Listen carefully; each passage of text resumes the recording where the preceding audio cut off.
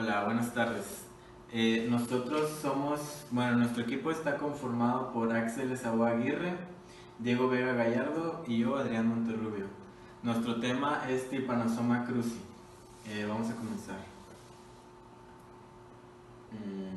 Bueno, en la introducción, eh, la enfermedad de Chagas o tripanosomiasis americana es una enfermedad zoonótica parasitaria ocasionada por el protozoario Trypanosoma cruzi, el cual tiene la capacidad de infectar al ser humano eh, de modo accidental y con muchas numerosas especies de mamíferos y otro tipo de especies. En México actualmente se representa un problema de salud pública, encontrándose elevadas tasas de prevalencia en los estados de Chiapas, Oaxaca, Hidalgo, Veracruz, Yucatán, Jalisco, San Luis Potosí y Baja California, principalmente en poblaciones rurales y de escasos recursos económicos. El Banco Mundial reconoce a la tripanosomiasis americana económicamente más importante que todos los padecimientos parasitarios juntos. Bueno, el origen. La enfermedad de Chagas debe su nombre al médico brasileño Carlos Chagas, que la descubrió en 1909. Esta enfermedad la causa el parásito Trypanosoma cruzi, que es transmitido a los animales y a los seres humanos, como ya dijimos antes, a través de insectos vectores que solamente se da en las Américas, más conocidas como las chinches. Son especialmente en las zonas rurales, donde ya dijimos que la población es de muy escasos recursos. La infección de T. cruzi también se le conoce como tripanosomiasis americana. Aquí podemos observar las distintas variedades de lo que son las chinches y la T. cruzi como se ve histológicamente.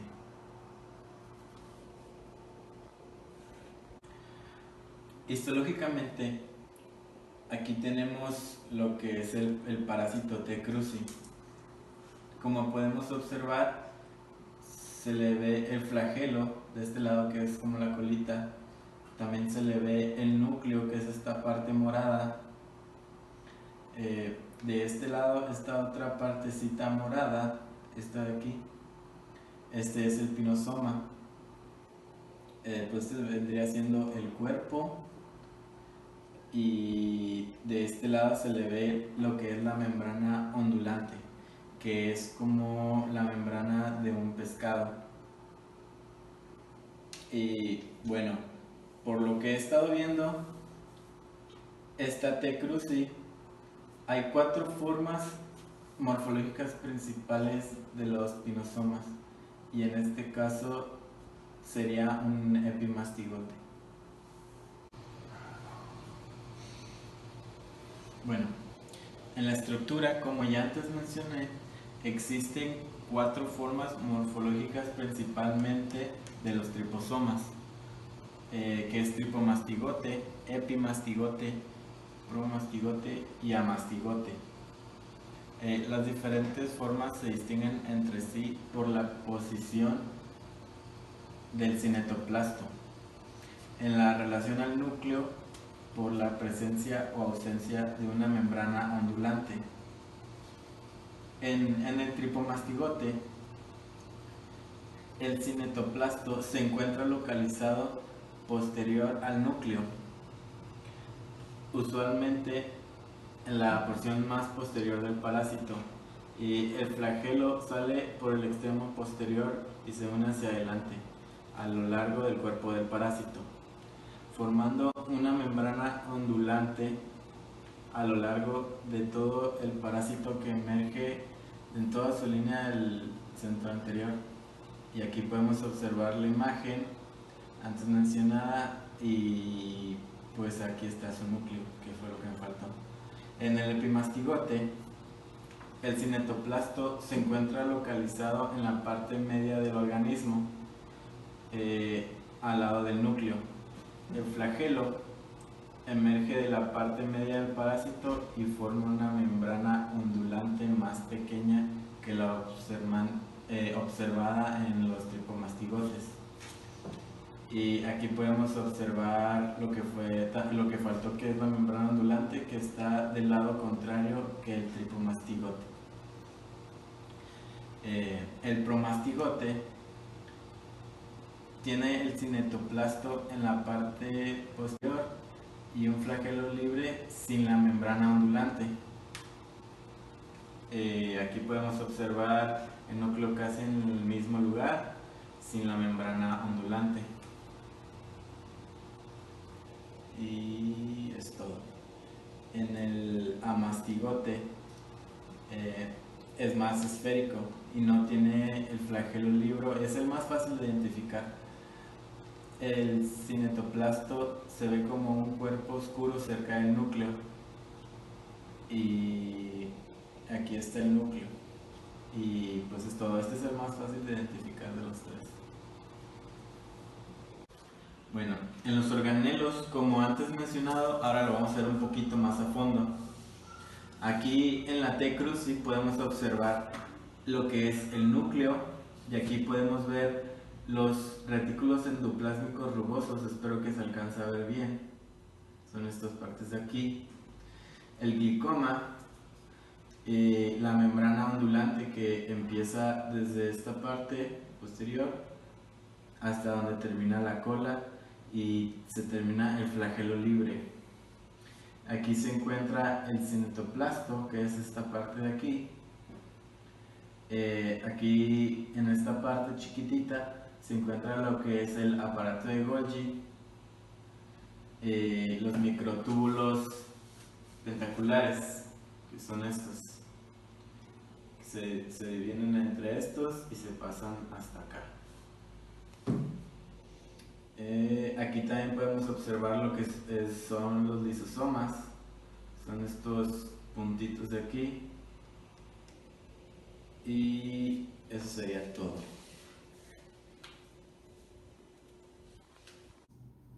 Hola, buenas noches, doctora. Mi nombre es Diego Vega. Soy del equipo número 2, junto con mis compañeros Adrián Monterrubio Carcaño y Axel Esaú Aguirre. A nosotros el equipo 2 nos tocó el tema del Trypanosoma cruzi. Entonces voy a hacer todo lo posible para salir en la presentación, pero creo que me voy a tener que estar regresando para que se enfoque bien la pantalla, porque me va a enfocar a mí. Pues no tengo nadie que me ayude a grabar, ¿verdad? Pero bueno, voy a empezar. A mí me tocó la segunda parte de la presentación, que serían los temas de fisiología, de enfermedades del parásito, un poco de morfología y de los tratamientos finales que se le puede dar, y así como la última conclusión del tema. Entonces, bueno, voy a comenzar. Hola. Bueno, como ya había comentado, a mí me tocó el tema de fisiología. Uno de los temas que me tocó.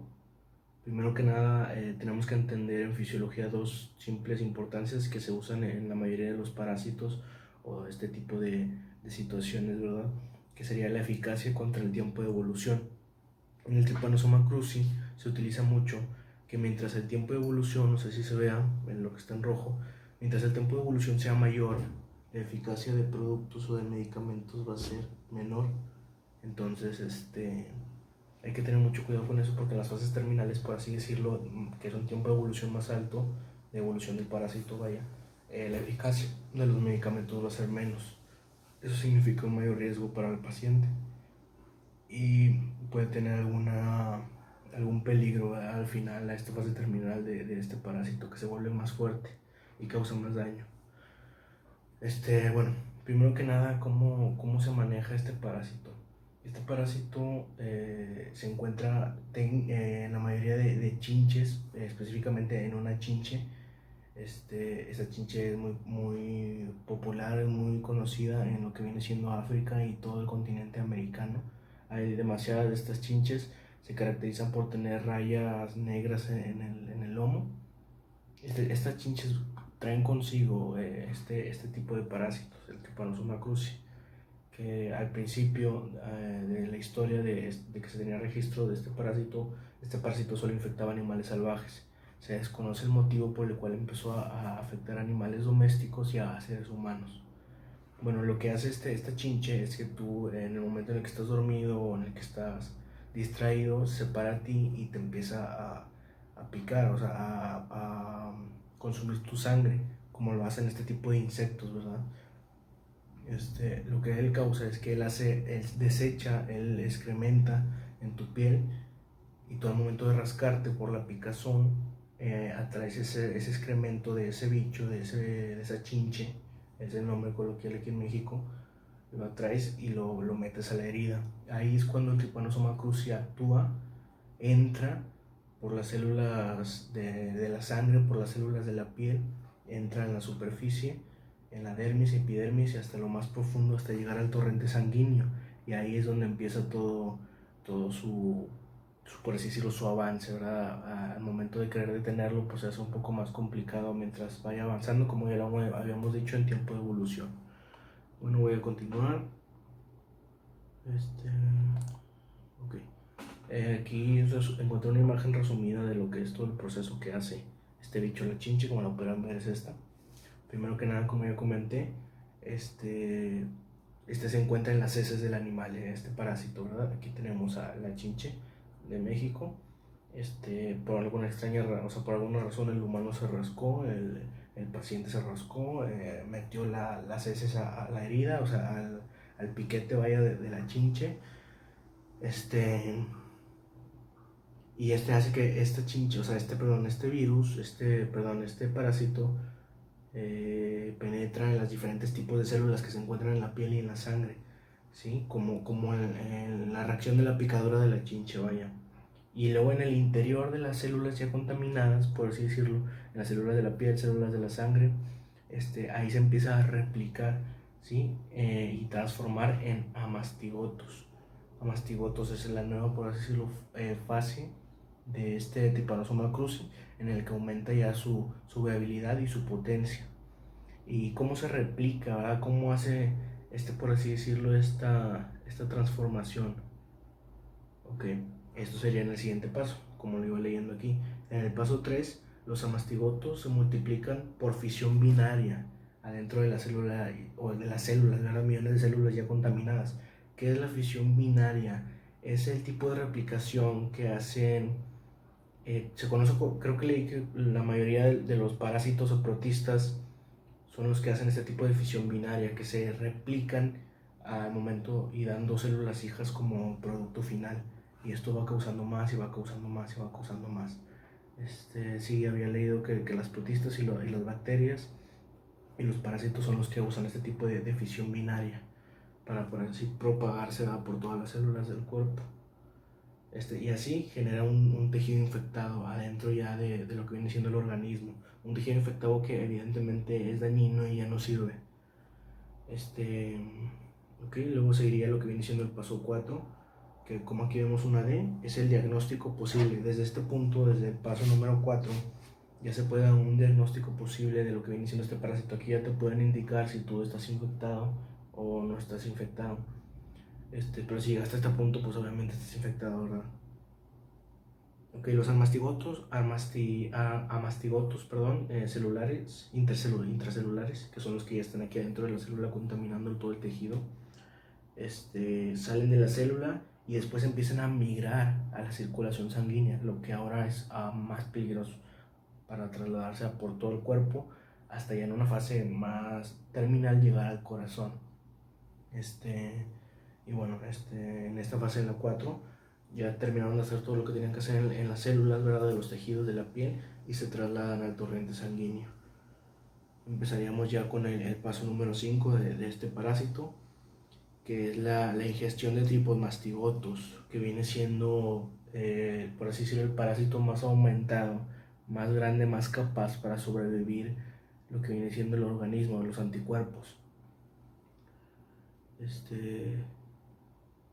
Bueno, una de las enfermedades, un porcentaje de los pacientes infectados con este parásito tienen, por así decirlo, reveses en el estómago que causan molestias, causan vómitos, ¿Qué es lo que hace este parásito? Causa el epimastigosto en el estómago, lo que causa igual, afecta el tejido, lo daña y lo vuelve inservible, obviamente en porciones de microporciones, pero poco a poco se va a hacer un caos. Por eso es muy importante sanar esta situación en sus fases primordiales, en sus fases primarias.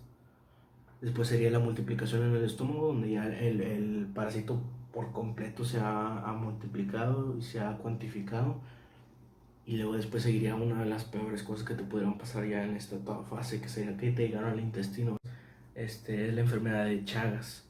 Es conocida, esta enfermedad lleva el nombre de Carlos Ribeiro Chagas, ¿sí? Por eso el apellido Chagas se le quedó a la enfermedad.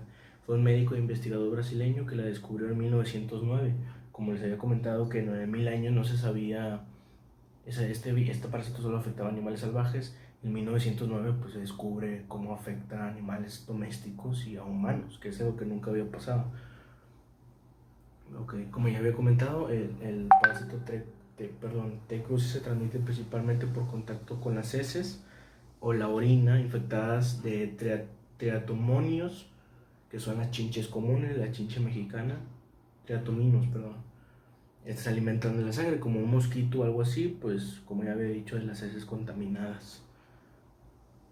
Okay. Esto sería, por lo que ya había comentado, es un poco más resumido, la enfermedad de Chagas. Ahora te voy a comentar qué es lo que trae la enfermedad de Chagas consigo. Aquí vemos las diferentes especies de chinches. Estas dos son iguales, esta es diferente. Esta trae otro tipo de tripanosoma que no nos tocó a nosotros. Estas sí traen el tripanosoma cruzi. Luego a la siguiente.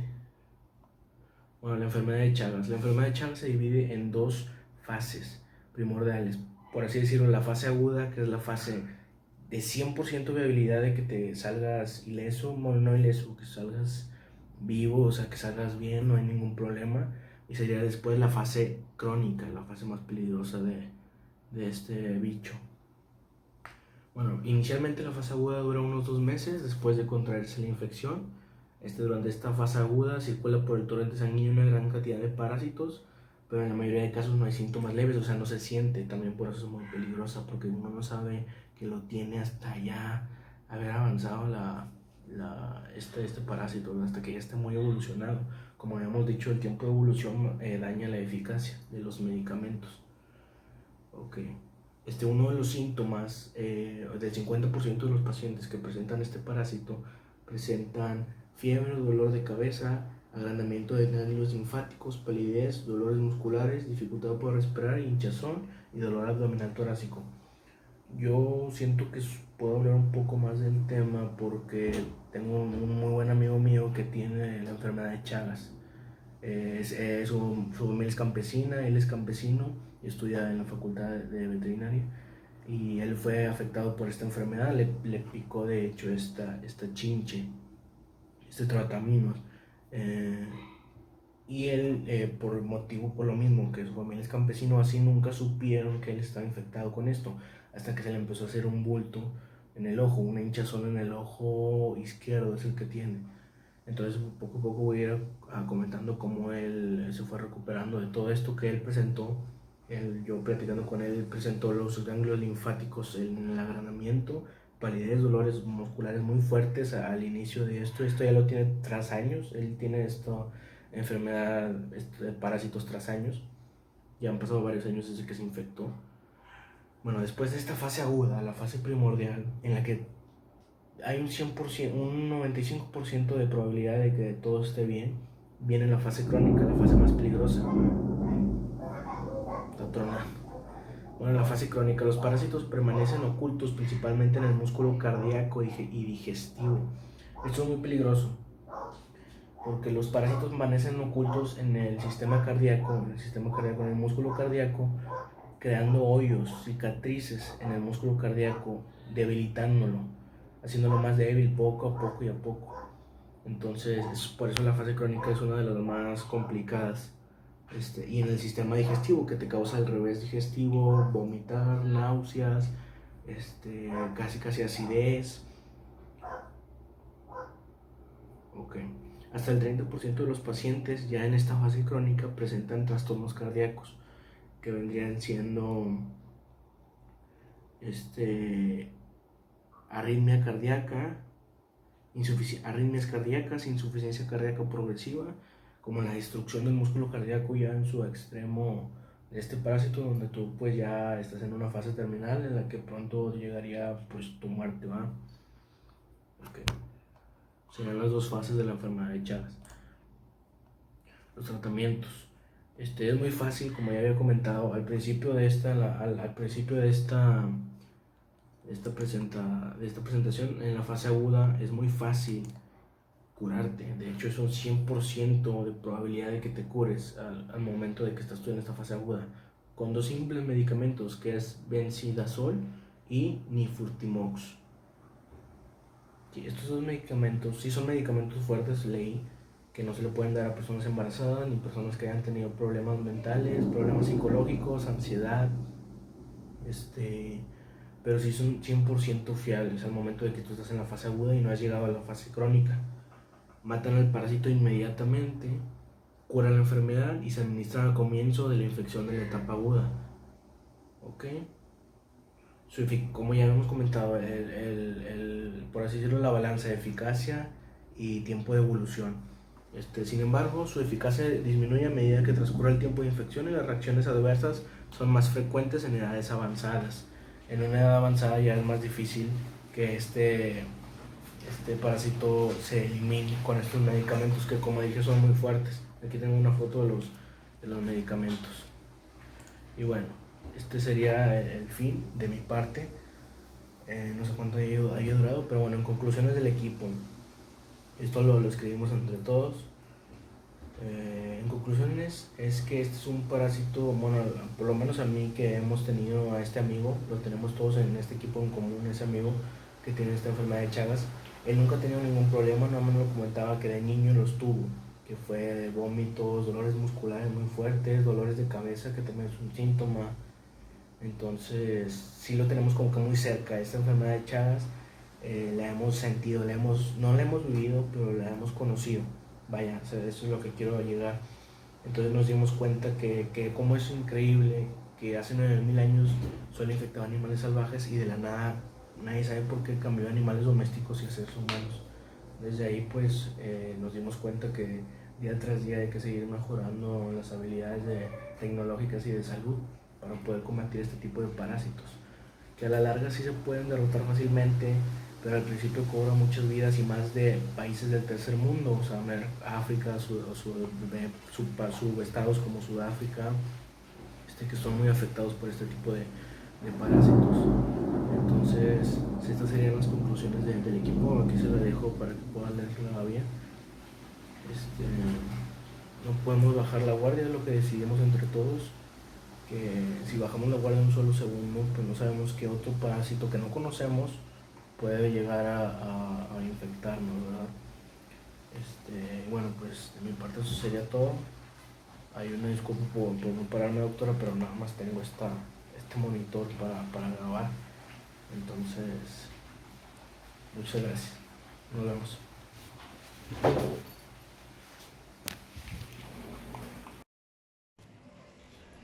Buenas tardes, soy el equipo 1, que está conformado por Adrián Monterrubio y Diego Vera, y yo soy su servidor Axel Aguirre. En este caso nos tocó el Trypanosoma cruzi. Aquí, como se puede ver, aquí está lo que es la bacteria o el virus. Bueno, se caracteriza por tener la presencia de un solo flagelo, que aquí viene siendo la punta del flagelo, y también una sola mitocondria, que aquí lo dibujé. Su genoma se encuentra ordenado y es complejo y compacto. Se encuentra en la región de la mitocondria y cerca de la base del flagelo, que viene siendo el cinetoplasto. Aquí lo dibujé, más que la mitocondria la dibujé muy arribita, de unos por acá. Bueno, lo que viene siendo el flagelo es toda esta superficie de aquí. Aquí se puede hacer el flagelo unido, que está flagelo unido porque está unido a lo que es el pliegue de la película del tripanosoma. se pueden ver los ribosomas, el flagelo que viene siendo toda esta superficie, que viene siendo hasta el cuerpo basal del flagelo y el cinetoplasto. Se puede ver el núcleo que aquí está dibujado, que está rodeado del retículo endoplasmático. También se puede ver el aparato de Golgi, que aquí lo dibujé. Y esto es lo que puedo hacer con los materiales en mi casa. Esto sería todo. Muchas gracias.